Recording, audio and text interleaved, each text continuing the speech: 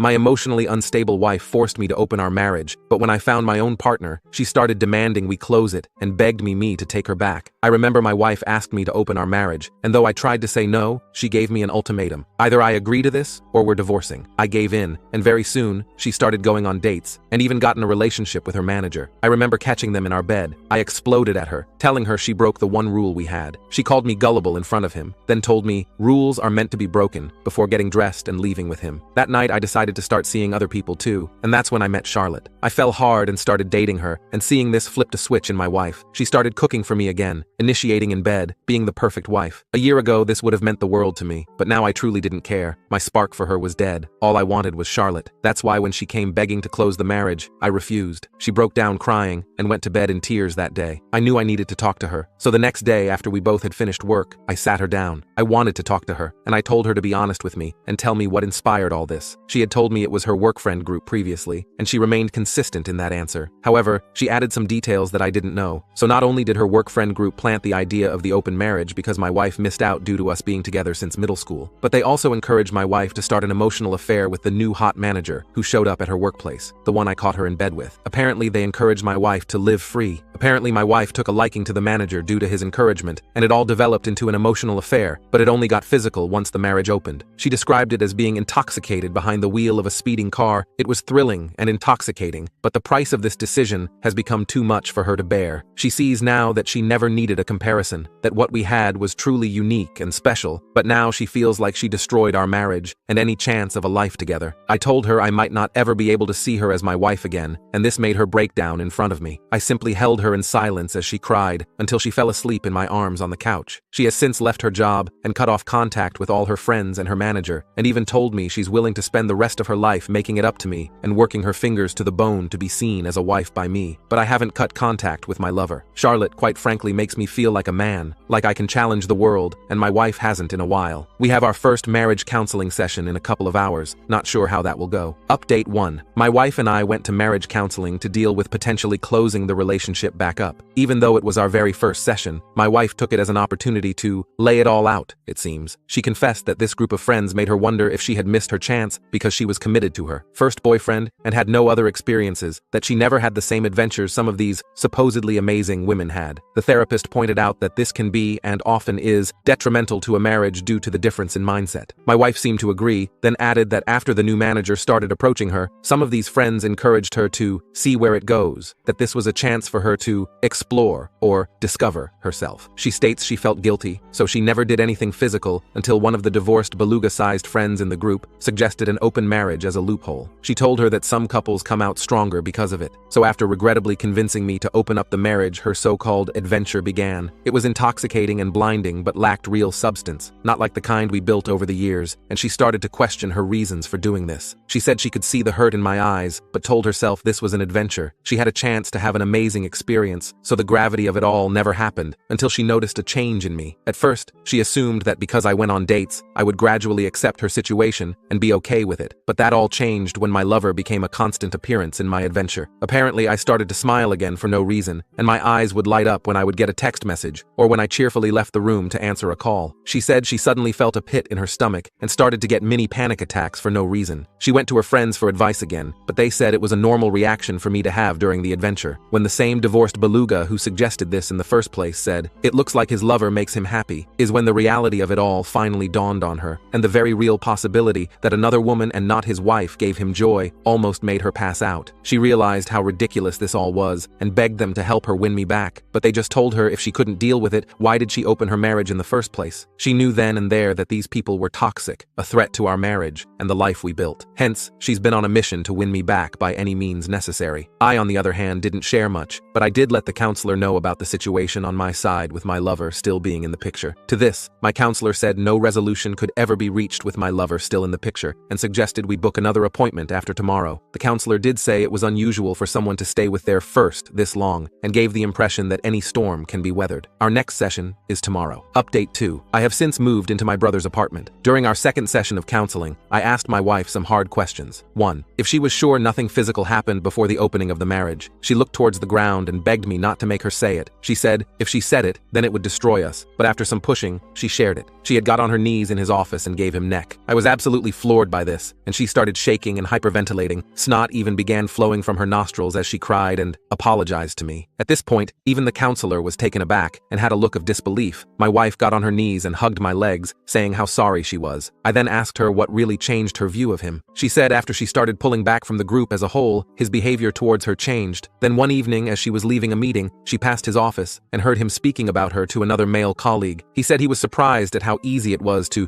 get her and how she is living proof that you can't trust the quiet ones. When the colleague asked if he actually fancied her, his response was that she was a pleasant distraction and that he had absolutely no intention of breaking up with his fiancée. He even added that this was simply to get it out of his system because the only woman who has ever understood him was his fiancée, and he didn't want to break up with her. He also mentioned how he felt bad for me, but you snooze, you lose. My wife, realizing that she was nothing more than a piece of meat to this man, added by the fact that she betrayed me for a cheap thrill, actually started contemplating taking her own life. She said she left her workplace and vomited in the parking lot. I then asked her if she loved him and if she stopped loving me. She looked me dead in the eye through tears and said she never stopped loving me and that he was just something different. She thought it was love, but now realizes how foolish that was. She squeezed my arm with surprising strength and said she knows she messed up, but she misses us. She says she misses the connection we had before all this. She even suggested we move away and start fresh, just the two of us, just as it was meant to be. I then told her it wouldn't be fair to my lover and that I need time away from her to process all of this. It was like she had a meltdown at those words. She started sobbing harder and saying incoherent things. She held on to me as if I was going to disappear. It took some time for both me and the counselor to calm her down. The counselor managed to convince her that maybe time apart could help us heal. When we got home, I began to pack. My wife got a video call from her laptop. It was one of her former friends in tears. It turns out that after my wife resigned, this friend and the manager began a fling of their own, but apparently she had a pregnancy scare which caused him to basically turn into Dr. Hyde and Mr. Jekyll. To make matters worse, she had a boyfriend whom she apparently could see a future with him, and the only reason why she even had a fling was because she was curious of the experience. Her boyfriend found out because he discovered an email between the two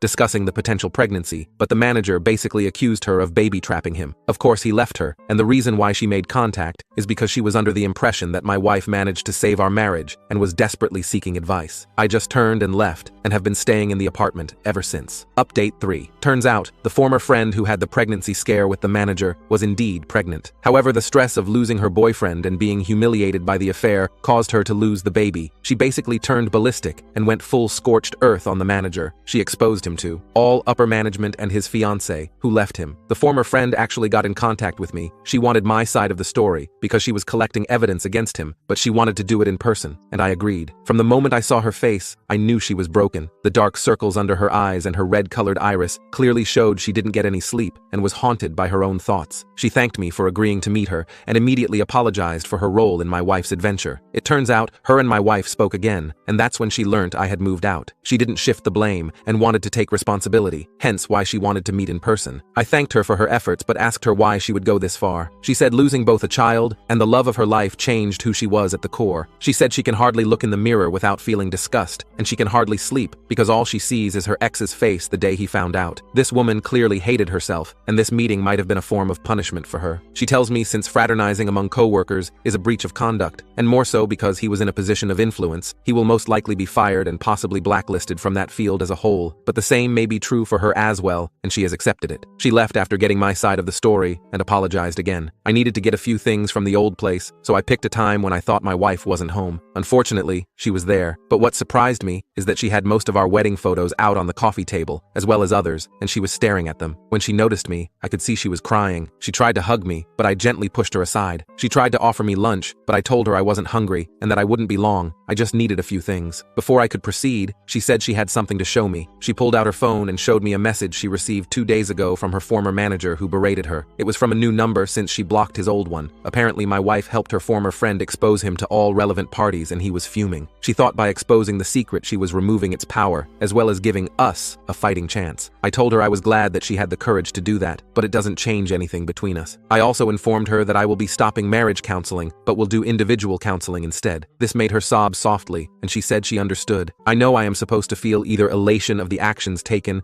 or rage because it took this long, but I feel numb towards her. This isn't normal, hence why I want to address it in individual counseling and not marriage counseling. I have also seen a divorce lawyer at my brother's recommendation just to be safe. As of now, I am not really willing to fight for this marriage, and it seems my wife can sense it. Before I left, she tried to initiate intimacy, but when I refused, she yelled and asked what Charlotte does for me that she can't. She said this in a voice so loud I am sure the neighbors heard. I shook my head and told her if she still couldn't tell after all that's happened, then it's clear where our marriage is headed and left.